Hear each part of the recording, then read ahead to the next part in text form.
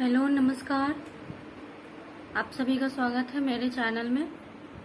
आज हम जानेंगे अक्षय तृतीया, जिसका दूसरा नाम आखा तीज या फिर अक्षय तीज के नाम से भी जाना जाता है। तो ये जो है ये पर्व इसको कर सकते हैं, त्योहार कर सकते हैं, जो भी आपकी कहने की दृष्टिकोण हो।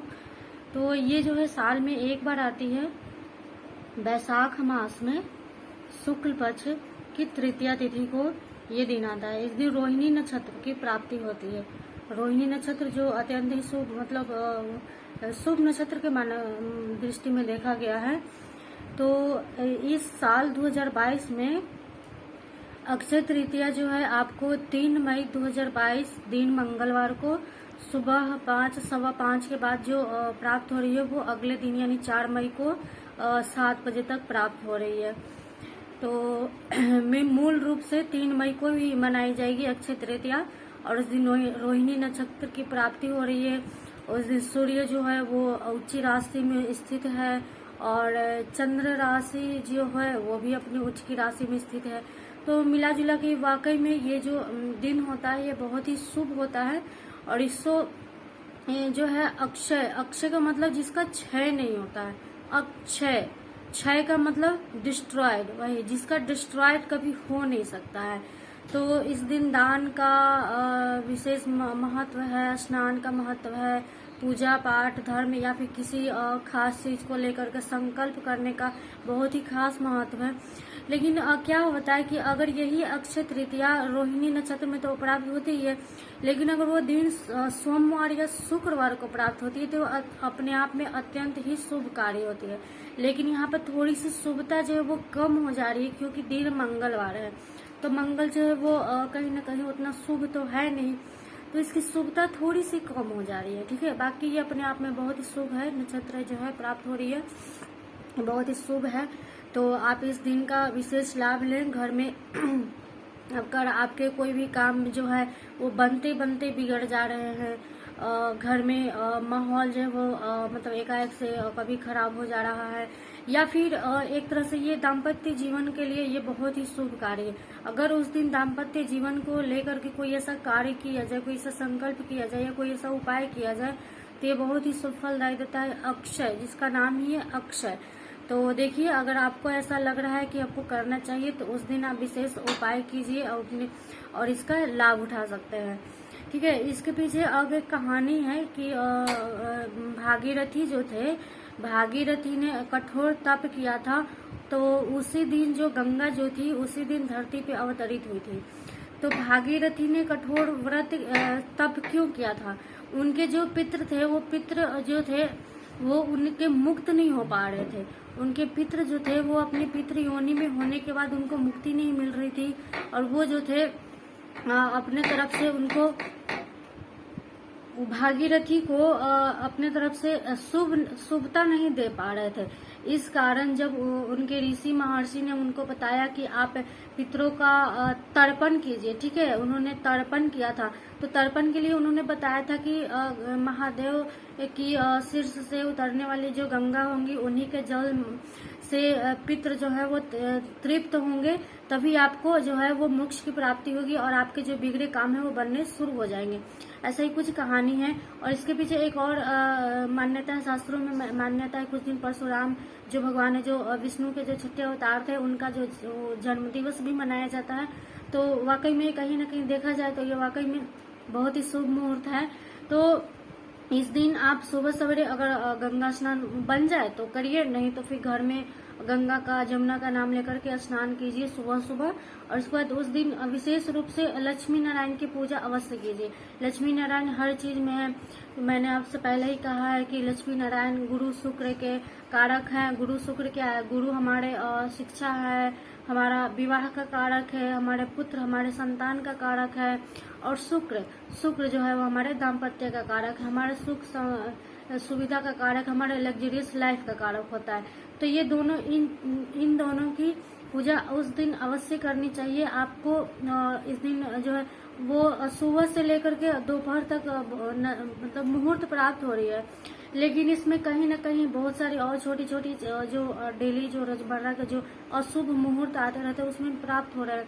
तो मेरा मानना है कि अगर आप ब्रह्म मुहूर्त में पूजा कर लेते हैं, ठीक है, ब्रह्म मुहूर्त वही 5:30 के आसपास अगर आप कर लेते हैं तो ठीक है, नहीं तो फिर आपको 11:30 से 12 के बीच में या आधे घंटा का समय आपको बहुत ही श्रेष्ठ समय आपको मिल रहा है, उसमें आप पूजा कर लीजिए, दान कर लीजिए। और उस दिन अगर आप कोई वस्तु खरीदने का इस दिन प्रचलन पूरा बना हुआ है कि मतलब सोना जो है तो वो तो एक तरह से अच्छा ही होता है, हमारे पास हो या फिर अगर हम उसका विक्रय कर देते हैं तो किसी के पास जाए, पर वो अच्छे तो होता ही है। तो इस दिन सोने चांदी का जो है वो खरीदने का जो है प्रचलन बना हुआ है, तो ठीक ही है, शुभ ही है।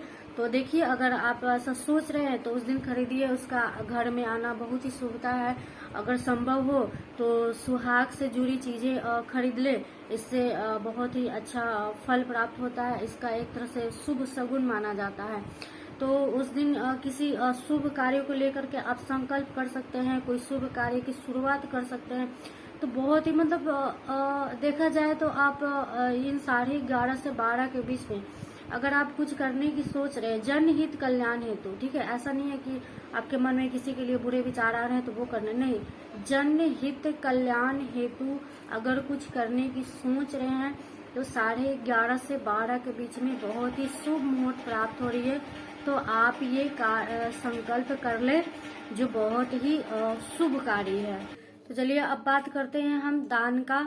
तो उस दिन दान क्या करना चाहिए? तो उस दिन दान में सामान्य आप चावल होता है, दाल होती है, कुछ सब्जियां होते हैं, कुछ मीठा होता है। तो जैसी आपकी क्षमता, जैसा आपका सामर्थ्य, उस सामर्थ्य के अनुसार उस दिन दान अवश्य करें। दान का सीधा जो फल प्राप्त होता है वो अक्षय पुण्य कहलाता है। तो ये जो हम जो दान करते हैं उसका जो हमें फल प्राप्त होता है वो जो है वो कभी नष्ट नहीं होता है, वो फल हमारे जीवन के साथ बनता है और जीवन के बाद भी बनता है। तो उस दिन दान का बहुत ही विशेष महत्व है। और उस दिन आप कोई चीज खरीदना चाहते हैं, कोई एक्स्ट्रा और कोई चीज खरीदना चाहते हैं तो आप खरीद सकते हैं, बहुत ही शुभ मुहूर्त है। और रही बात की उस दिन आप अपने पितरों लेकर, जैसे मैंने आपको बताया था कि भागीरथी ने कठोर तप किया था और इसी अक्षय तृतीया को ही, वैशाख शुक्ल मास के अक्षय तृतीया को ही गंगा जो थी वो धरती पे अवतरित हुई थी। और उसी दिन यानी अक्षय तृतीया के दिन ही भागीरथी ने अपने पितरों का तर्पण किया था, उनको जो क्या कह सकते हैं, उनको जो पिशाच योनि से उनको मुक्ति दिलाई थी। तो ये बहुत ही अत्यंत मतलब हर लेवल में ये बहुत ही अत्यंत शुभ कार्य है। अमावस्या तो होता है ये पितरों के नाम पर, लेकिन एक अक्षय तृतीया भी आता है, उसमें भी पितरों के नाम पर आप तर्पण कर सकते हैं, उनके नाम पर दान कर सकते हैं। तो वो भी कि उनके जब आप ऐसा करते हैं तो ये पितरों जो कष्ट हो रहा है, ठीक है, वो जिस योनि में है उनको जो कष्ट हो रहा है उनसे उनको मुक्ति मिलती है और वो सीधे बैकुंठ धाम को प्राप्त होते हैं, ऐसा शास्त्रों में वर्णन है। तो उस दिन आपसे संभव हो तो आप तर्पण कर ले। तो अगर आप तर्पण करना जानते हैं तो ठीक है, और नहीं तो इस पर भी हम एक वीडियो बना देंगे। और नहीं, अगर तर्पण नहीं करना चाहते हैं तो साधारण से आप दक्षिण की ओर खड़े होकर के सामान्य आप एक जल में और थोड़े से काले तिल ले ले, जल ले, अगर आपके पास कोसा है तो कोसा ले ले, और थोड़े से 1-2 पत्तियां तुलसी की ले ले, और वो दक्षिण की तरफ मुख करके आप उसको 3 बार करके आप गिरा दें। और गिराने की विधि मैंने बताई ही है कि अमावस्या को लेकर जो मैंने 2-3 वीडियो डाली है उस पर मैंने बता रखा है कि आप कर लीजिए, ठीक है।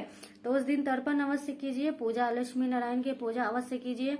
और सोने चांदी से संबंधित कोई वस्तुएं खरीदने की इच्छा है तो आप उस दिन जरूर खरीदिए। और सुहाग से संबंधित अगर चीजें खरीदती है तो बहुत ही शुभ है, और उस दिन खरीदिए और उस दिन उसको पूरे मन से, इच्छा से और ये मन में भावना रखते हुए उस दिन धारण भी कर लीजिए। ऐसा नहीं है कि आप खरीद कर लाए और उसको अच्छे से तिजोरी में पैक कर दिए, नहीं, तिजोरी में पैक कर दिए तो वो तो पैक ही रहेगा। उस दिन आप लाइए, अच्छे से उसको खरीदिए, शुभ मुहूर्त में उसको खरीदिए।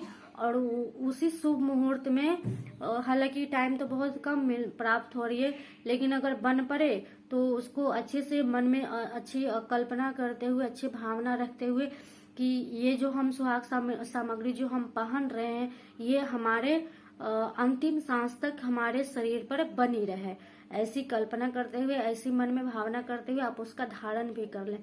तो धारण करने के बाद क्या होगा, वो हमारे साथ अक्षय रूप से बना रहेगा। तो ये बहुत ही अत्यंत शुभकारी मुहूर्त है, इसका आप जरूर से जरूर लाभ उठाइए।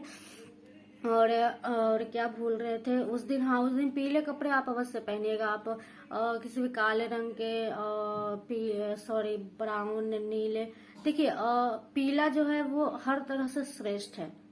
ऐसा हम नहीं करें कि काले रंग अशुभ होता है। जैसे मान लीजिए जिनकी जन्म पत्रिका में शनि बहुत ही अच्छे भाव में होंगे, अच्छी स्थिति में होंगे, वो अच्छे फल दे रहे होंगे, लेकिन फिर भी कहीं ना कहीं वो तो पाप ग्रह है, तो वो दे तो रहे हैं, लेकिन जैसे मान लीजिए एक बिच्छू है, हमने उनसे मित्रता कर ली तो जीवन में कभी न कभी वो तो डंक मारेंगे ही। तो कुछ ऐसा ही होता है। तो है, मान लेते हैं शनि ग्रह ठीक है तो पहनिए, कभी कभी पहन सकते हैं। राहु भी किसी किसी की कुंडली में अच्छे ही होते हैं, अच्छी पोजीशन पर होते हैं, वो जो होते हैं वो सकारात्मक फल देते हैं, लेकिन उनका स्वभाव है, उनका स्वभाव जो है ना वो कभी जाता नहीं है। तो इन रंगों से आप जितना हो सके दूरी बनाकर रखिए। कम पहनिए, पहनने के लिए मना नहीं, कम पहनिए, लेकिन जब कोई विशेष दिन हो, कोई विशेष काम हो, तो उस दिन पीले रंगों का चुनाव कीजिए। लाल भी क्योंकि मंगल का कारक है और कहीं ना कहीं ये मंगल जो है हमारे स्वभाव को उग्र कर देता है, तो लाल से भी बचे। पीले रंग, गुलाबी रंग का इस्तेमाल ज्यादा से ज्यादा कीजिए उस दिन। मेरा मानना है कि पीले रंग जो है गुरु का प्रतिनिधित्व है, तो गुरु कितना भी मतलब किसी जन्म पत्रिका में गुरु कितना भी खराब फल दे रहा हो, लेकिन वो थोड़ा बहुत शुभता जरूर देता है। वो कितनी भी खराब दृष्टि में पड़ गए हो, पाप ग्रहों की दृष्टि में पड़ गए हो या नीच ग्रहों की दृष्टि में पड़ गए, वो अपनी शुभता नहीं छोड़ते हैं, वो अपनी शुभता देते ही। जितना गुरु से बन पड़ता है वो अपनी शुभता देते ही है। तो आप लोग गुरु की कृपा पाना चाहते हैं तो कभी भी विशेष मुहूर्त में काले नीले ब्लू कपड़े रंगों को ना पहने, बल्कि पीले रंगों कपड़े पहने। पीला रंग अत्यंत शुभकारी है। आप पहन के देखिए, पहनने के बाद आपको खुद महसूस होगा, आपके मन मस्तिष्क पर पीले रंग का जब प्रभाव पड़ने लगेगा तो आपको खुद महसूस होगा। तो इस दिन का आप विशेष लाभ उठाइए। और ये थोड़ी सी शुभता कम हो जा रही है क्योंकि दिन मंगलवार पड़ रहा है। अगर ये सोमवार या शुक्रवार पड़ता है तो इसकी शुभता जो है वो 100% क्या 100% प्लस हो जाती है। तो फिर भी ये शुभ तो है ही। और उस दिन पितरों का दान करना आप बिल्कुल ना भूलें। पितरों क्या होता है कि कभी कभी लोगों की शिकायत होती है कि हम इतना मेहनत करते हैं, इतनी पूजा पाठ करते हैं, देवी पूजे, दुर्गा पूजे, शिव पूजा, हनुमान पूजा, पर हमें लाभ नहीं मिला है, तो यहीं पे कमी हो जाती है। आप पितरों को भूल जाते हैं। पितरों को कभी जीवन में भूलना नहीं चाहिए। वो हमारे कुल के होते हैं, उनका आखिर हमारे घर के जो पुरुष होते हैं उनके अंदर उनकी ही तो जीन चलती रहती है। हम उनको भूल जाते हैं और हम अपने घर से बाहर निकल करके देवी देवता की पूजा करते हैं।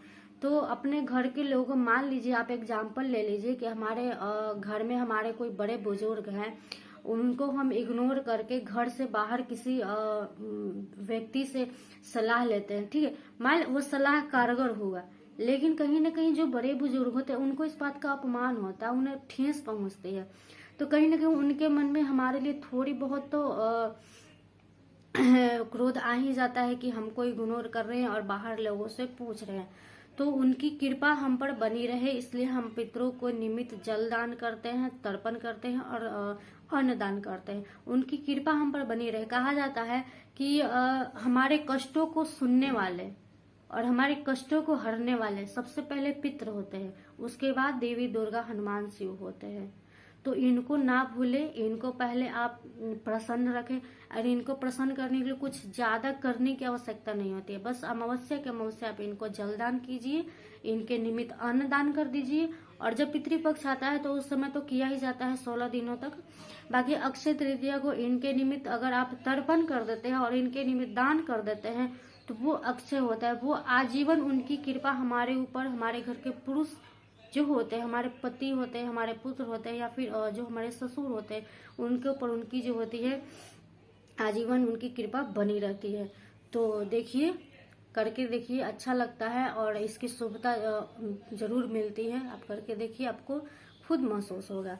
तो ये जानकारी आपको कैसी लगी और अक्षय तृतीया को कोई चीज खरीदना चाहते हैं तो ध्यान रखिए 12 बजे से पहले आप खरीद लीजिए, क्योंकि 12 बजे के बाद जो है वो गुलिका काल स्टार्ट हो जाती है, तो इसका आप ध्यान रखिए। चलिए सबको राधे राधे।